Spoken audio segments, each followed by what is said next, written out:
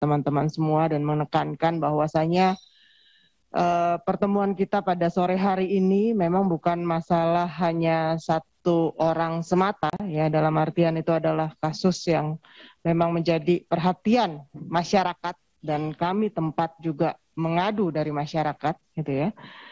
Ini lebih kepada bagaimana tentunya masa depan ya dunia kedokteran, masa depan dunia farmasi kita, ya, agar bisa lebih mandiri, agar bisa lebih berdikari ke depan. Jangan sampai tentunya ya dengan adanya kasus yang terjadi hari ini justru menjadi hambatan ya terhadap sebuah inovasi ataupun juga sebuah prestasi gitu.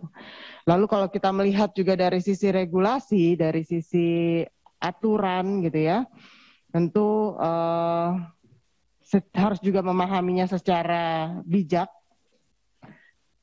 Bagaimana peraturan ini juga bisa menyesuaikan, ya, bukan justru ada kekakuan, apalagi keangkuhan yang justru menahan, ya. Apalagi ada pendugaan ya adanya kepentingan bisnis besar di baliknya. Ini jangan sampai seperti itu tentunya. Dan tadi banyak disampaikan juga oleh teman-teman dan juga para pakar ya. Memang sejarahnya IDI sebuah organisasi yang memang berdiri, memang harus ada ADART yang sama-sama harus ditaati ya. Tapi tentu juga dengan merujuk ya pada undang-undang ataupun regulasi yang lain, dalam hal ini tadi disampaikan oleh rekan-rekan, yaitu adalah undang-undang Ormas ya. Tentu juga ada juga artinya persyaratan regulasi yang juga harus sama-sama ditaati juga kalau kita mau taat asas gitu ya. Tadi disampaikan bagaimana agar tidak menjadi superior ya suatu organisasi itu perlu adanya pengawas ya. Setahu saya ya kalau PDGI yang adiknya IDI saja punya lembaga Bapak Dewan Pengawas, harusnya IDI juga punya gitu ya. Jadi mohon ini nanti bisa dijelaskan lebih lanjut ya. Lalu juga memang ya terkait juga dengan tata kelola akhirnya terhadap organisasi IDI memang menjadi perhatian bagaimana sih peran dan kewenangan dari IDI ini terhadap tentunya dokter-dokter Indonesia ya. Dan juga bagaimana mekanisme dari pembinaan dan juga pemberhentian terhadap anggota IDI. Apakah sudah banyak gitu ya, berapa banyak dokter yang diberhentikan dari keanggotaan IDI? Kalaupun ada, apa sih kesalahan-kesalahan yang diperbuat sampai diberhentikan gitu ya. Lalu juga ya mungkin bisa juga dijelaskan bagaimana tata kelola keuangannya, tadi juga sudah disinggung berapa jumlah dokter dari keanggotaan IDI saat ini, ya, iuran yang dimintakan gitu ya, bulanan, tahunan saat ini, dan juga bagaimana tentunya mekanisme pengawasan dan auditnya, ya, ini juga kita jadi pengen tahu nih, ya, seperti apa selama ini, ya, mohon ini juga bisa dijelaskan.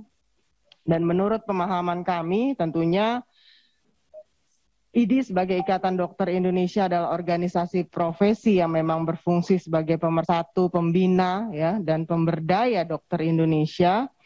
Karena itu dengan adanya kasus yang menimpa Dokter Terawan Agus Putranto ini ya. Tadi sudah disampaikan beliau adalah guru besar, beliau adalah mantan Menteri Kesehatan, orang yang ditunjuk oleh orang nomor 1 ya di negeri ini untuk bisa bersama-sama membangun kesehatan secara nasional di Indonesia ya, dan juga senior di dunia kedokteran gitu ya. Jadi tentunya melihat itu semua seharusnya ini menjadi salah satu pertimbangan sebelum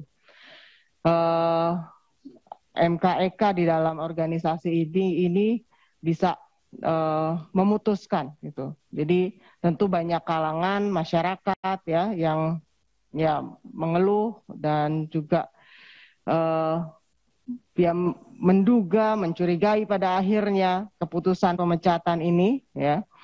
Sehingga tentu kami juga merasakan betul, tadi banyaklah saya kira sudah disampaikan teman-teman seperti apa manfaat apa yang beliau lakukan dengan segala macam teknik ya yang dilakukan gitu kan. Tentu harus ada solusi ya, bukan lagi pembinasaan ya,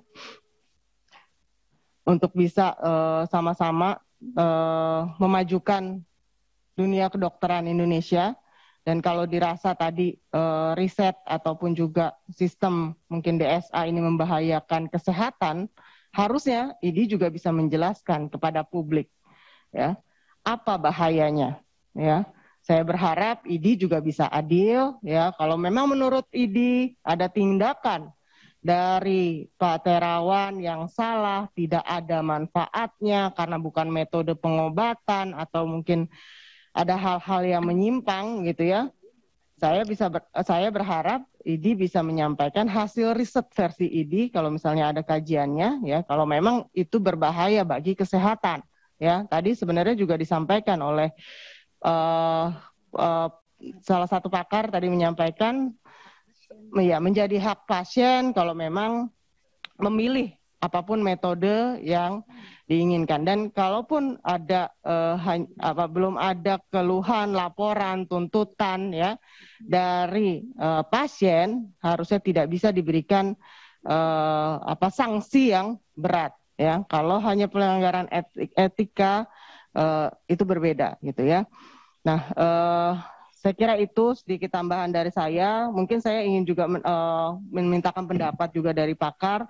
Tadi kalau ini kan ID merujuk kepada organisasi undang-undang ormas, izin dari Kemenkumham gitu ya. Dalam tubuh organisasi profesi ya, apakah ID ataupun mungkin juga yang lain, jika anggota melanggar ADART gitu ya, bisakah ini anggota tersebut melaporkan kepada Kemenkumham gitu ya. Itu Kemenkumham seperti apa? Kemenkumham kan? Ya, Kemenkumham, ya. Betul. Oke. Ya, tuh saya kira pimpinan. Terima kasih. Wassalamualaikum warahmatullahi wabarakatuh. Assalamualaikum warahmatullahi wabarakatuh. Bapak Ibu yang saya hormati, kita maghrib pukul 18. Ini